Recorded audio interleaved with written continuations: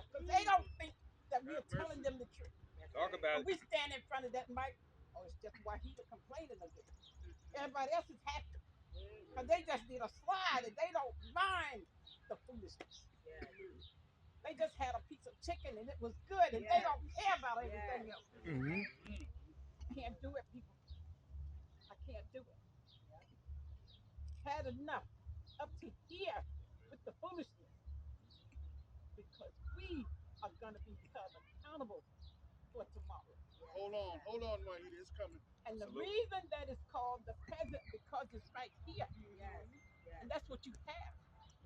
See, only God knows where we're going to be in the next minute.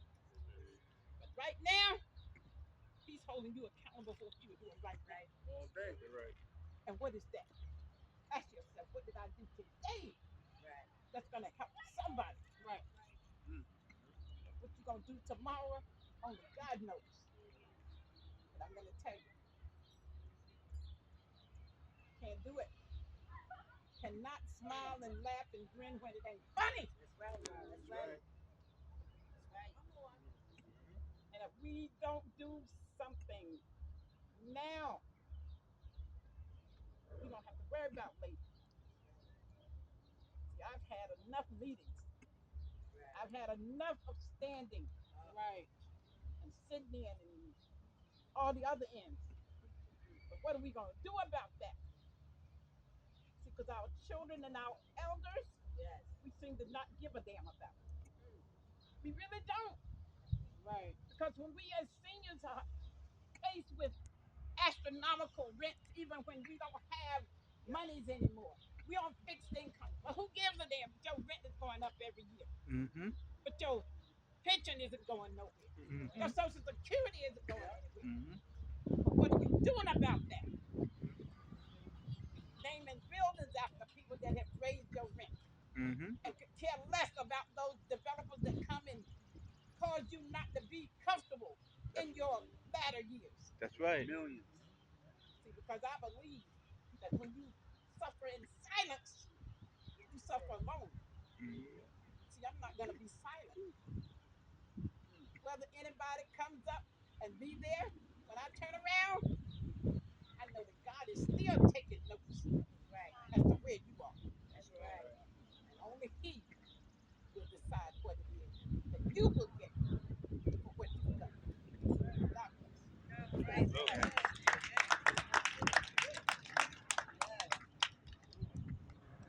So before I bring up the next elder, I want to intertwine some of the things that were spoken by the elder, Ms. Wahida Muhammad and Councilman Jackson.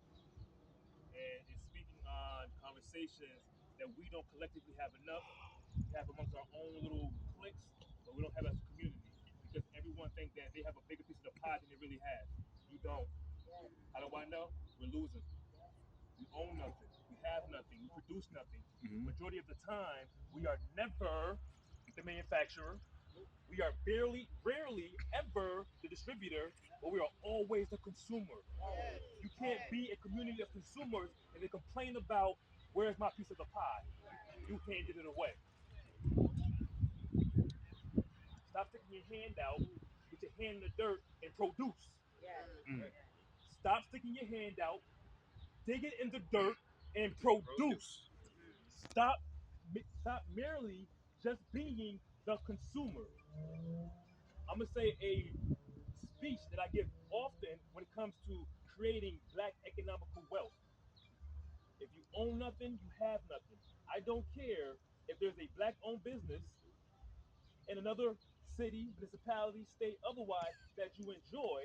When you go there, more than likely that business, that black business, is not in a black community, right? So when you go spend there, your dollar goes to that city, that municipality that's non-black controlled, predominant, roads, schools, homes, taxes. It does not come back to your community because you undervalued the businesses that you did have because of customer service. Mm. You're beside yourself. You have to see past your own biases and you build that business up. We have an issue with turning our nose down on a brother and a sister because of the way we talk. other ethnic groups do it to us, don't do it to yourself. Because when you do not have a cluster of black businesses in a controlled Mm-hmm.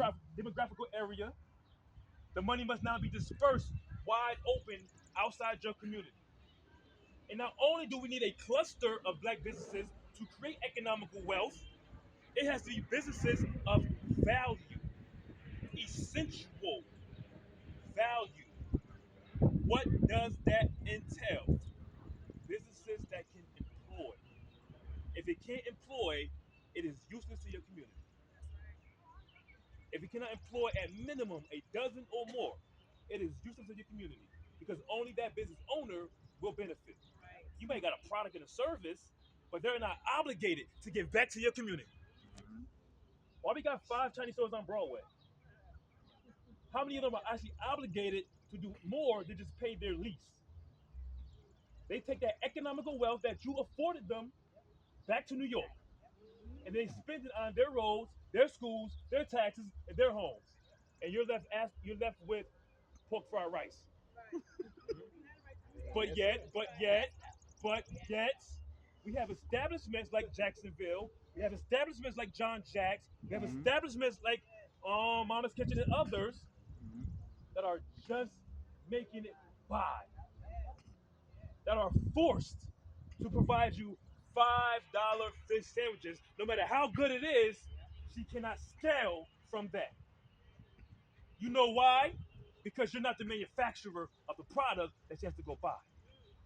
You're not the distributor of the product she has to go buy. You're only the consumer. So until we got our own markets to dictate the cost value, the price is the price. Stop complaining. Come on Mm-hmm. now. Either Come you on will or now. you will not.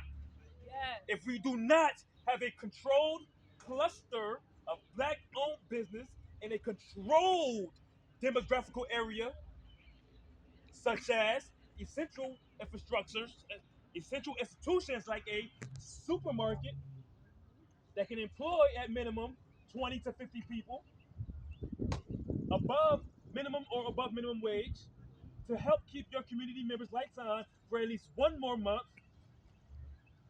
No more boutiques, no more barbershops, no more corner stores. The smoke shops. Never that. No more boutiques, no more barbershops, no more corner stores. We need industrial businesses. A supermarket can be, a farmer's market can become the hub for the supermarket. The supermarket become the retail spacing and distribution site for smaller community controlled businesses. But we don't think like that. We want the whole pie. You can't. You know why? Because if you don't have consumers to keep your business afloat, you have nothing. So as a community, you need to, we need to sit down and strategize. What do we deem of value? And we invest into it. And that becomes a community business. And we place the individual who has the wherewithal to run that business for the community. And then we employ within the community to that business. We have so many talented professionals or otherwise who can do a well enough job above anybody else. But you choose not to give the appropriate time frame of opportunity. Don't just offer the opportunity, you have to mold, unfortunately, you have to mold some individuals' greatness. You have to mold some people into their greatness. It takes time, which means you yourself have to put your egos aside. You yourself have to put your own worldly desires aside to say, hey, I've done what I can within my passion and within my purpose to make sure I leave an impact embedded hard enough into the ground to say, I'm going to pull the next individuals up behind me.